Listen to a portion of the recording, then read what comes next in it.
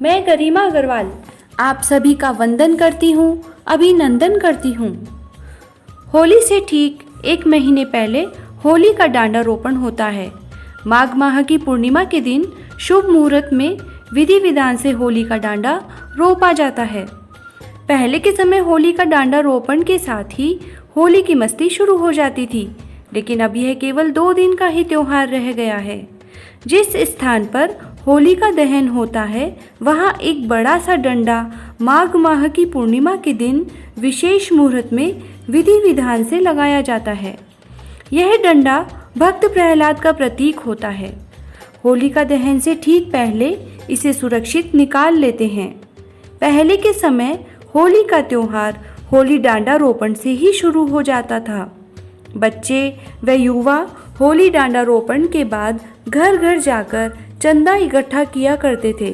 उसी चंदे से होली का दहन किया जाता था। उसके बाद सबको प्रसाद वितरण होता था, लेकिन आजकल यह सब सिर्फ शगुन के तौर पर थोड़ा थोड़ा करके ख़त्म कर दिया जाता है। माघ मास की पूर्णिमा को होली डांडा रोपण होने के बाद फागुन माह की पूर्णिमा को होली का दहन तक 1 महीने कोई भी शुभ कार्य संपन्न नहीं किया जाता है। यह हमने आपको बताया होली का डांडा रोपण कब और कैसे किया जाता है। अब हम आपको बताते हैं होलाष्टक के बारे में।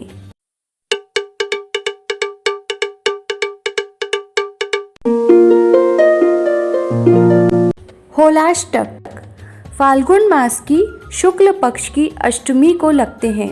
होलाष्टक लगने के बाद कोई भी शुभ कार्य बिल्कुल नहीं किए जाते हैं। कई जगह होली पर्व होलाष्टक से शुरू होकर धुलंडी तक मनाया जाता है।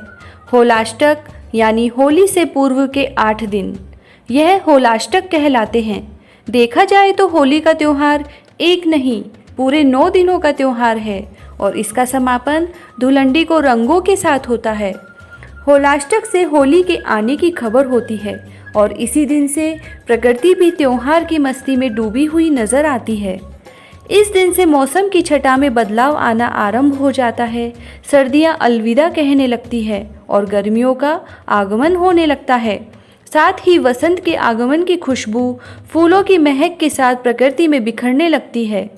होलाष्टक के विषय में यह माना जाता है कि जब भगवान श्री भोलेनाथ ने क्रोध में आकर कामदेव को भस्म कर दिया था, तो उस दिन से होलाष्टक की शुरुआत हुई थी। होलाष्टक से जुड़ी मान्यताओं को भारत के कुछ भागों में ही माना जाता है। देश के जिन प्रदेशों में होलाष्टक से जुड़ी मान्यताओं को नहीं माना जाता है, उन सभी प्रदेशों में होलाष्टक से होलिका दहन के मध्य अवधि में शुभ कार्य करने बंद नहीं किए जाते हैं, तथा देश के जिन प्रदेशों में होलाष्टक से जुड़ी मान्यताओं को माना जाता है, वहाँ होलाष्टक के मध्य दिनों में 16 संस्कारों में से किसी भी संस्कार को नहीं किया जाता है।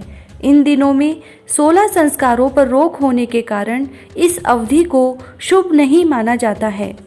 होलाष्टक शुरू होने वाले दिन होलिका दहन स्थान का चुनाव किया जाता है।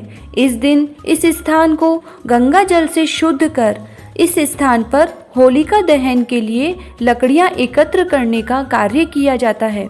इस दिन जगह जगह जाकर सूखी लकड़ियाँ, विशेषकर ऐसी लकड़ियाँ जो सूखने के कारण स्वयं ही पेड़ों से टूटकर गिर गई हो, उन्हें एकत्र कर चौराहे पर एकत्र कर लिया जाता है और उन्हीं से होलिका दहन किया जाता है। जय श्री राधे। हम आप सभी का धन्यवाद करते हैं कि आपको हमारे द्वारा दी गई जानकारी पसंद आ रही है। यदि आप हमसे हमारे चैनल द मैजिकल ज़िंदगी से जुड़ना चाहते हैं तो हमारे चैनल को लाइक करें, सब्सक्राइब करें, शेयर करें और कमेंट बॉक्स में हमारे उत्साहवर्धन के लिए कमेंट करें।